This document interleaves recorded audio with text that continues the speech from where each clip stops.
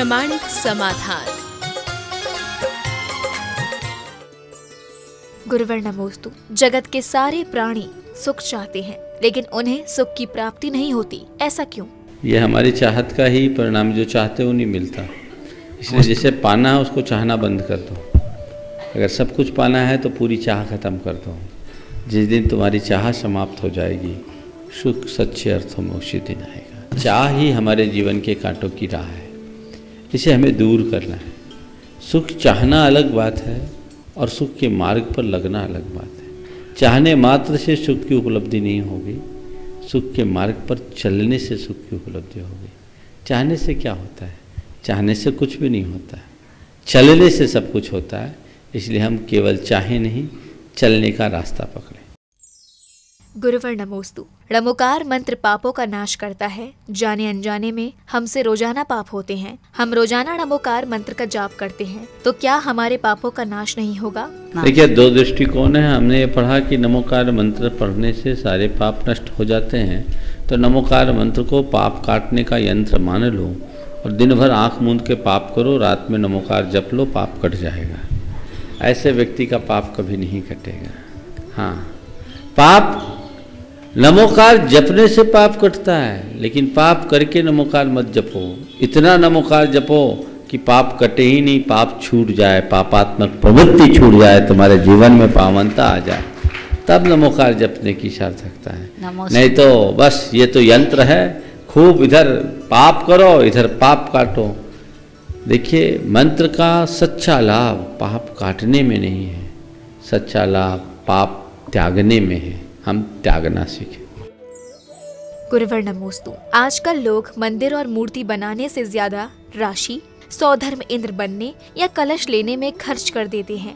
ऐसा क्यों और किस में पुण्य ज्यादा है? देखिए, दान का अपना लाभ है और जहाँ जो प्रसंग मिले उसके अनुरूप दान करते हैं, करना चाहिए। जहाँ तक सौधर्म इंद्र बनने का श्रेय है, वो कोई छोटा मोटा श्रेय नहीं। अपने जीवन के मनोरथों में एक मनोरथ सौधर्मिंद्र बनने का भी होता है। सौधर्मिंद्र बनने के भाव से लोग बड़ी राशि देते हैं, इसमें कोई दोष नहीं, लेकिन उस राशि का क्या होता है इस पर विचार जरूर होना चाहिए। अगर आप समाज की समितियां उन पैसों का उपयोग सही जगह न करके इस तरह के निर्माण में करती हैं जिसमें देवशास्त्र गुरु का संबंध नहीं है, तो हमारे गुरुदेव उसे बहुत अच्छा नहीं मानते।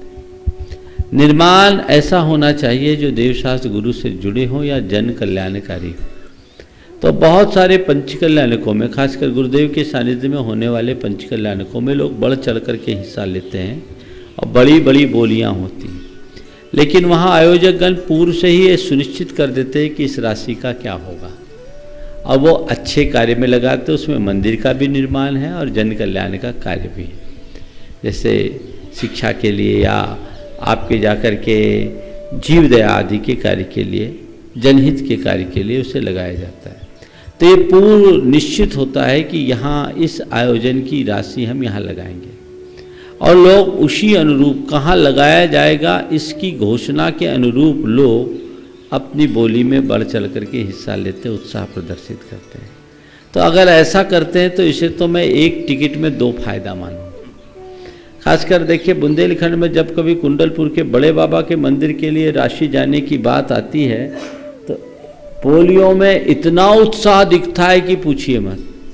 तो एक तो सौधर्म इंद्र भी बन गए और आप एक मंदिर में अपना योगदान भी दे गए। कई जगह अपने स्थानीय मंदिरों आदि के निर्माण आदि में भी ये राशि रहती है, तो वो सिरे से गलत नहीं है। विधान पूजन आदि पंचकल्याणक आदि में बढ़ चढ़ करके हिस्सा लेना व्यक्ति की धार्मिक भावनाओं की अभिव्यक्ति है, अच्छी चीज़ है, वो सराहनीय है, लेकिन उस राशि का सदुपयोग होना चाहिए। कई जगह सदुपयोग होता है और कई जगह मैंने देखा है या तो बोली बोलने के बाद सालों पैसा ही नहीं आता, या आ गया तो बैंकों में पड़ा रहता है, और थोड़ा बैंकों में रखने की पोजीशन नहीं है तो हुंडियों में घूमता रहता है। ये पैसा उचित नहीं है, सदुपयोग होना चाहिए। अगर हृदय से सौधर्मिंद्र बन जाओ तो तुम्हें और पुण्य मिले या न मिले, तुम्हारी आत्मा में ऐसी पात्रता विकसित होगी जो भावांतर में तुम्हें साक्षात सौधर्मेंद्र बना दे। बहुत कोई इसे नौटंकी या रामलीला मत समझ लेना, ये एक बहुत उच्च कार्य है। तीर्थंकर परमात्मा के कल्याणकों का संस्कार करना, आत्मा में ऐसे संस्कारों का बीजारोपण करना है जो तुम्हारे भाव भ्रमण को छुटा दे, जीवन में सकारात्मक बदलाव ला दे। मेरे संपर्क में ऐसे अनेक सौधर्मेंद्र हैं जो सौधर्मेंद्र के बनने के पहले पश्चिम में थे, आज पूरब में है। इतना अंतर उनमें है, पर मन से बने तब। और बहुत से ऐसे भी हैं जो सौधर्मेंद्र भी बन गए और हाल आज बेहाल है, वो ठीक नहीं है। होड़ में नहीं बने, भाव से बने। गुरुवर नमोस्तु। मुझे सुधा सागर जी महाराज से बहुत प्रेरणा मिली। मैंने 12वीं कक्षा उत्तीर्ण की है। अब आगे गुरु, माता पिता और समाज के लिए कुछ कर सकूं, इसके लिए मैं आगे क्या करूं? तो देखिए, जो भी कोर्स है ये तो बहुत स्वागत योग्य कदम है। इस तरह से अगर कन्याओं के लिए कोई कार्य होता है तो बहुत अच्छा है। और हमारे समाज के युवक और युवती यदि धर्म और संस्कृति की शिक्षा ग्रहण करने के लिए उत्साहित होते हैं तो ये बहुत ही प्रशंसनीय कदम है। इस बहन ने ये पूछा है कि मैं आगे क्या करूं, 12वीं के बाद क्या करूं? तो मैं तो एक बात कहता हूँ, हमारे गुरुदेव तो कहते हैं 12वीं की शिक्षा ही हमारी बेसिक शिक्षा हो गई। अब इसके बाद डिग्री की पढ़ाई करने की जगह अपनी दक्षता को विकसित करने का काम करना चाहिए। स्किल डेवलपमेंट होना चाहिए, कौशल का विकास होना चाहिए। डिग्री तो केवल नौकरी देती है और शिक्षा हमारे जीवन को मजबूती प्रदान करती है।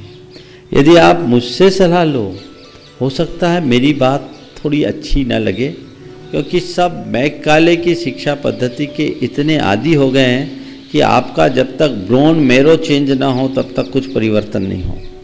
लेकिन सच्चाई ये है कि डिग्री से बड़ा एक्सपीरियंस होता है।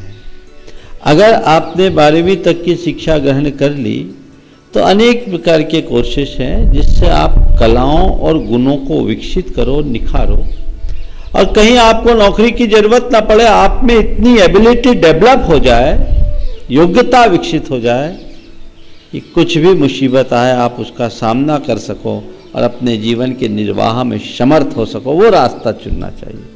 मुझे समझ में नहीं आता आजकल इतने सारे कोर्स लोग क्यों करते हैं और वो अपने जीवन में कोई काम नहीं आता। एक युवक है मेरे संपर्क में, उसने लंदन से एमएस किया, मास्टर्स किया, आया, अभी वो एक महानगर में है, कोलकाता में। वहाँ क्या करता है तो ये ई रिक्शा की असेंबलिंग करता है और सीसी कैमरा का काम करता है। मैंने पूछा, भैया तू लंदन से पढ़कर आया, तेरी शिक्षा किस काम में आई?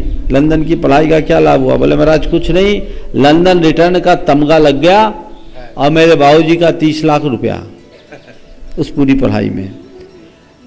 मैं जो कर रहा हूँ 12वीं करने के बाद भी हो सकता था।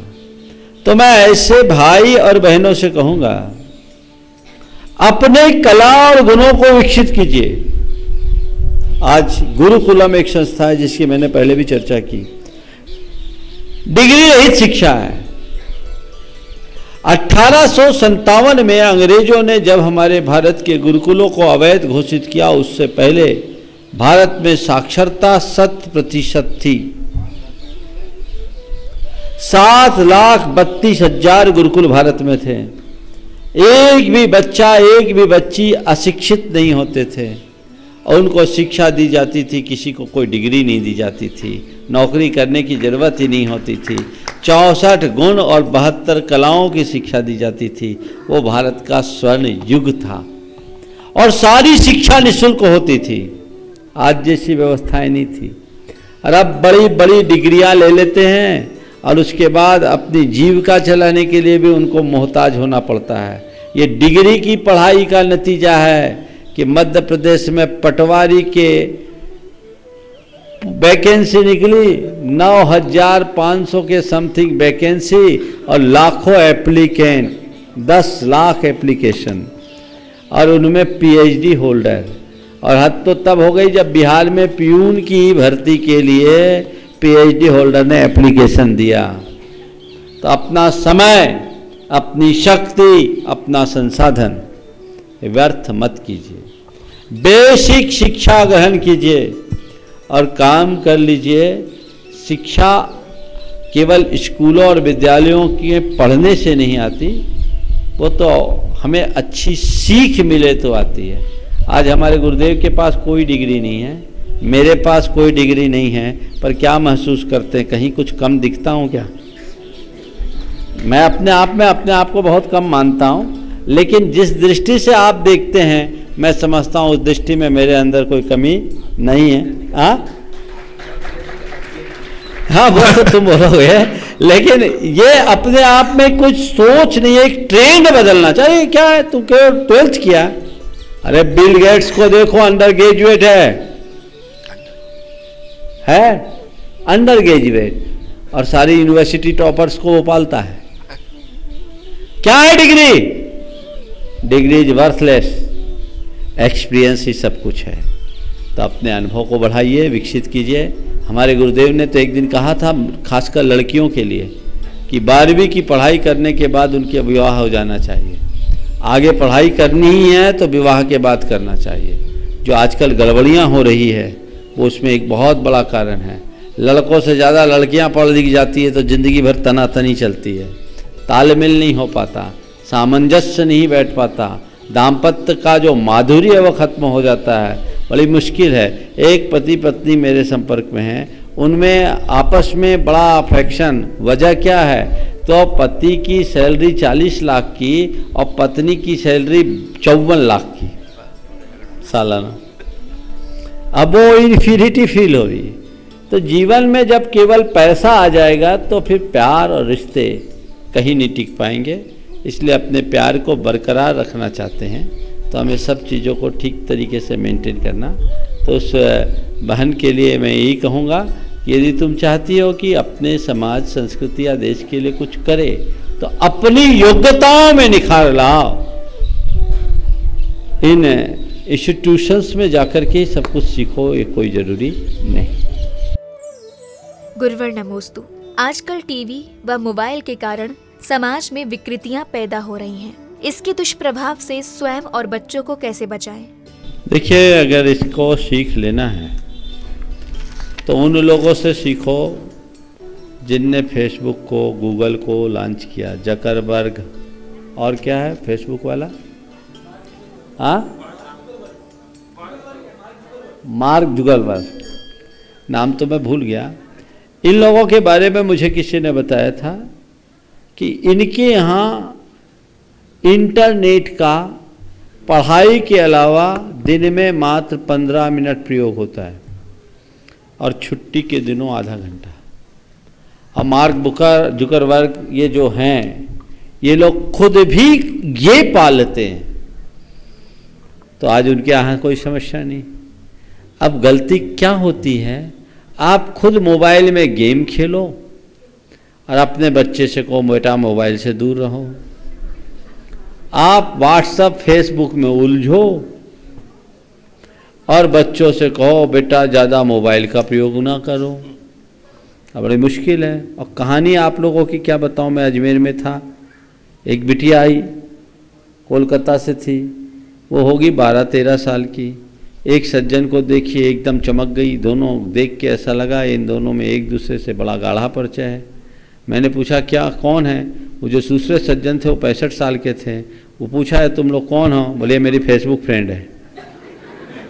12-13 साल की बिटिया और 65 साल का बुढ़ा फेसबुक फ्रेंड बना हुआ है। ये क्या है कहानी? ये सब पागलों की जमात है। औचित्य का विचार किए बिना अगर कोई कार्य करोगे तो सिवाय पतन के और कुछ नहीं होगा। मैं किसी भी सुविधा का कभी भी निषेध नहीं करता, लेकिन किसी भी सुविधा का जब तक सीमित उपयोग है तब तक वो सुविधा है। नियंत्रण खो जाने पर वही सबसे बड़ी दुविधा है। आज ये हो रहा है। मेरे संपर्क में आज ऐसे अनेक लोग हैं जिन्होंने शिखर को छुआ है, पर मैं देखता हूँ वो सोशल मीडिया से अपने आप को दूर रखते हैं। कई लोग तो ऐसे बोलते हैं महाराज मैं न्यूज फास्टिंग करता हूँ। न्यूज फास्टिंग, मैंने पूछा ये न्यूज फास्टिंग क्या है? बोले महाराज न्यूज़ सुनने से नेगेटिविटीज भरती है। हम 1 घंटा न्यूज़ सुनते हैं और आजकल ये खबरिया चैनल ऐसा जायका लगा लगा कर सनसनी फैला करके ब्रेकिंग न्यूज़ बना, इसके बाद क्या, इसके बाद क्या, इसके बाद क्या, वो सड़ी सी बात को ऐसा घुमा फिरा के कहते। उसने कहा महाराज वो प्रिंस गड्ढा में गिरा, हमारे देश का मीडिया पूरे देश को 3 दिन तक गड्ढा में रखा। बोले क्या मतलब? बोले मैं इन सब बातों से दूर रहता हूं क्योंकि उससे हटता हूं तो अपने बिजनेस के बारे में सोच पाता हूं। मुझे बहुत अच्छा लगा। बोला महाराज हम लोगों को मैनेजमेंट के गुर सिखाने वाले कहते न्यूज़ फास्टिंग करो। तो मैं आप सबसे कहता हूं इन सब चीज़ों से बचिए, जो प्रयोजनीय है उसी को स्वीकारिए। भगवान महावीर ने हमें बहुत पहले हिदायत दी और ये कहा प्रयोजनहीन पाप की क्रियाओं से बचो, वो अनर्थ दंड है, इसका त्याग करो। अनर्थ ही नहीं, अनर्थ के साथ दंड और है, इससे बचो, तभी आप संभल पाएंगे, तभी आप सुधर पाएंगे। गुरुवर नमोस्तु। देश में आए दिन लड़ाई झगड़े और दंगे हो रहे हैं जिसमें जानमाल की हानि होती है। इसके लिए सरकार जिम्मेदार है या जनता? देखिए जो कुछ भी हुआ है ये सब देश के लिए बहुत हानिकारक है। ऐसा हुआ नहीं, ऐसा कराया गया है। आपने पूछा इसमें जिम्मेदार कौन है, सरकार या जनता? मैं तो ये कहता हूँ जो भी जिम्मेदार है वो महागुनाहगार है, वो देश के हितैषी नहीं है। ये भारत है, भारत का दुर्भाग्य है कि हर चीज़ को राजनीतिक रंग दिया जाता है और देश में घटित हर घटना का राजनीतिक लाभ हानि के हिसाब से विश्लेषण होता है, मूल्यांकन होता है और लोग दूसरों की लाश पर अपनी रोटियां सेकते हैं। ये घोर अमानवीय कृत्य है। हमें ऐसे लोगों से बचना चाहिए। शासन को चाहिए कि इसका पर्दाफाश करे। कौन है, सरकार है या जनता है, मैं कुछ नहीं कहूँगा। मैं तो ये कहूँगा जो कुछ भी हुआ वो बेवकूफ़ों की जमात ने किया है और हमें देश से ऐसे बेवकूफ़ी की समाप्ति करनी चाहिए। न मैं सरकार पर दोषारोपण लगा सकता हूँ, न जनता को दोषित कह सकता हूँ, लेकिन जो हुआ वो निश्चयतः दूषित है, गलत है, दूषित मानसिकता का प्रतिफल है। समाज में किसी भी प्रकार का जहर फैलाना घोर अपराध है। हमारी संस्कृति सबके मध्य हिल मिल करके रहने की संस्कृति है। हमें उसी को अपनाना चाहिए और उसी के अनुरूप आगे बढ़ना और बढ़ाना चाहिए।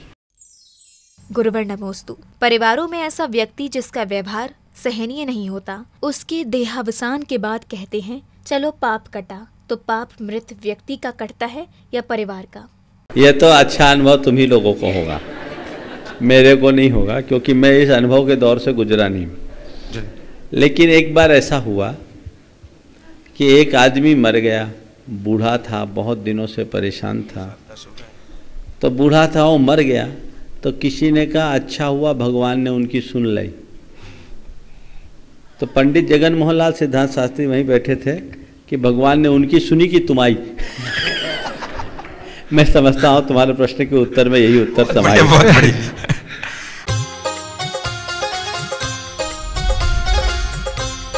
प्रामाणिक समाधान।